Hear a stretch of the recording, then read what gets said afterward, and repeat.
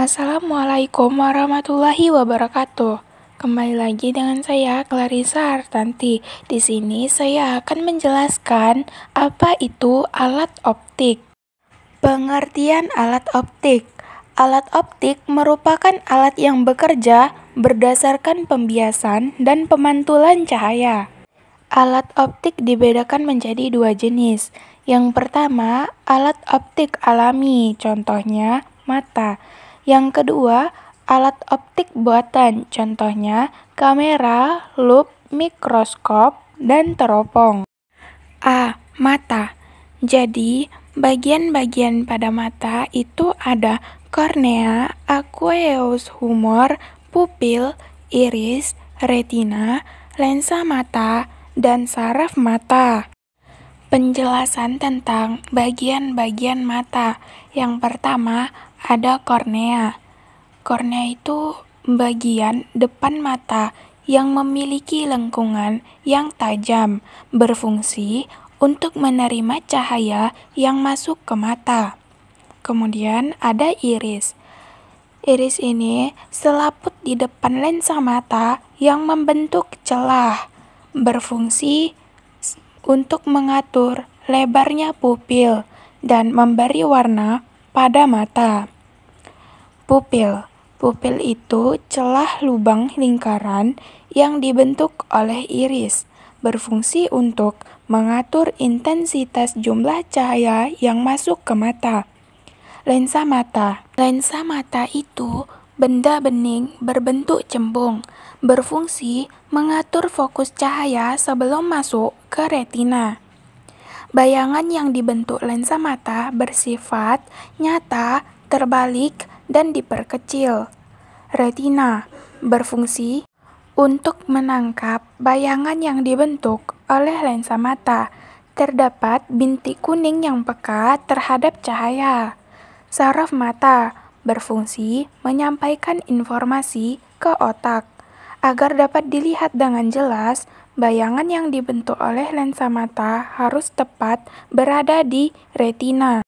Batas penglihatan cahaya. Mata memiliki batas penglihatan paling jauh dan paling dekat yang masih dapat dilihat dengan jelas.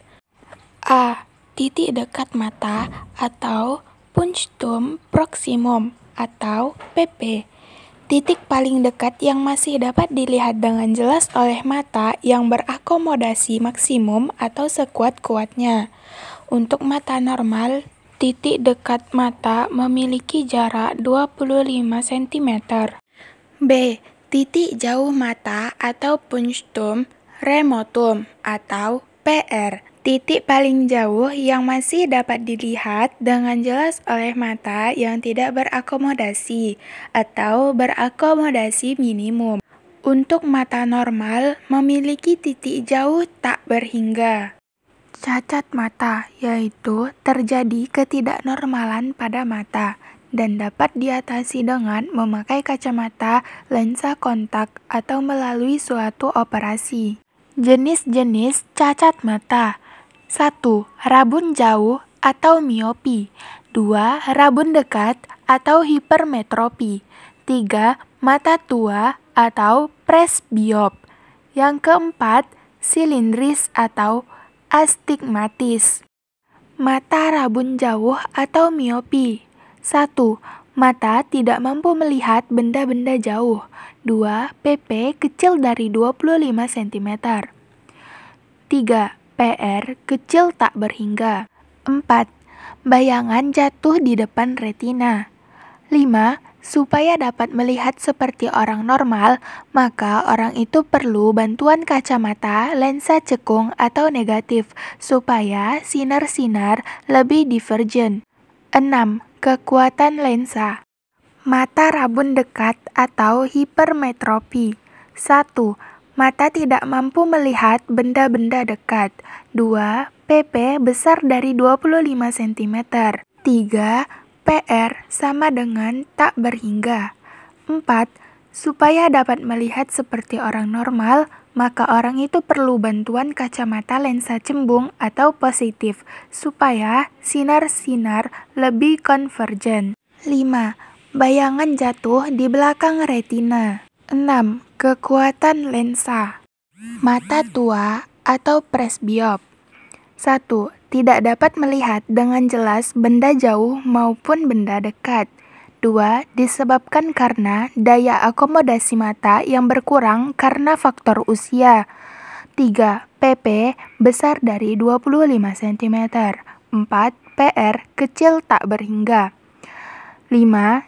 Ditolong dengan kacamata berlensa ganda atau bifokal, yaitu lensa cembung positif untuk melihat dekat dan lensa cekung negatif untuk melihat jauh.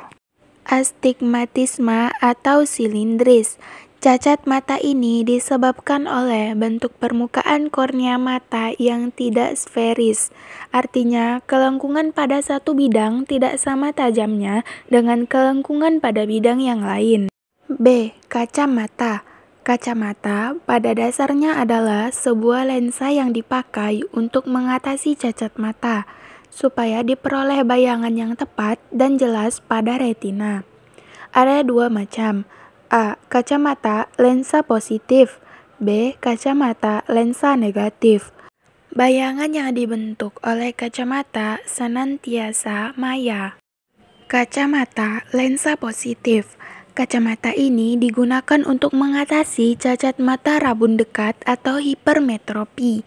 Contoh, seseorang yang titik dekatnya 75 cm atau rabun dekat ingin melihat sebuah benda yang letaknya 25 cm di depan mata atau seperti mata normal, maka dia harus dibantu dengan kacamata lensa positif. Fungsi dari kacamata ini adalah untuk membentuk bayangan dari sebuah benda atau dalam contoh di atas S sama dengan 25 cm, supaya terletak pada titik dekatnya atau dalam contoh di atas sama dengan 75 cm. Jadi dalam hal ini, untuk kacamata berlaku rumus seperti berikut ini. Kacamata lensa negatif. Kacamata ini digunakan untuk mengatasi cacat mata rabun jauh atau miopi.